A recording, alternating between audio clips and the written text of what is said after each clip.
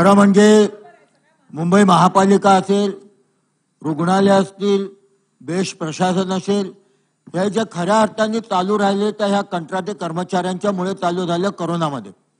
कोरोनामध्ये जे मूळ कामगार होते ते अनेक जण हॉस्पिटलमध्ये असेल, बेस्टमध्ये असतील, कामावर येत नव्हते.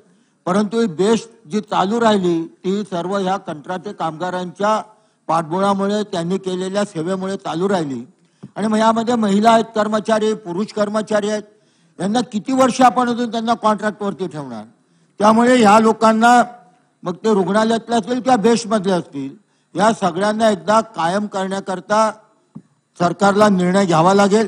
कारण बेस्टमध्ये आजच्या घडीला कर्मचाऱ्यांची, मूळ कर्मचाऱ्यांची संख्या प्रचंड कमी आहे, प्रचंड भरतीला वाव आहे, परंतु सगळं कॉन्ट्रॅक्टवरती दिलं जाते. म्हणून माझा स्पेसिफिक पहिला प्रश्न आहे की आपण या कर्मचाऱ्यांना कायम करण्याकरता काही निर्णय घेणार का?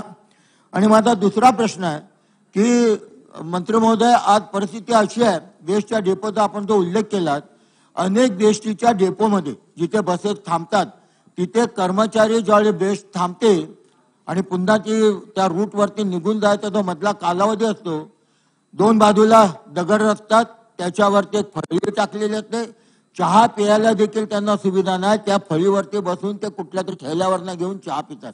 अशी परिस्थिती ह्या बेस्टच्या डेपोंची आहे. त्यामुळे ह्या बेस्टच्या सगळ्या डेपोंना एक तर महिला कर्मचाऱ्यांकरता प्रशासन गृह आणि प्रशस्त कॅन्टीन तयार करण्याचा आदेश आपण बेस्ट प्रशासनाला देणार का?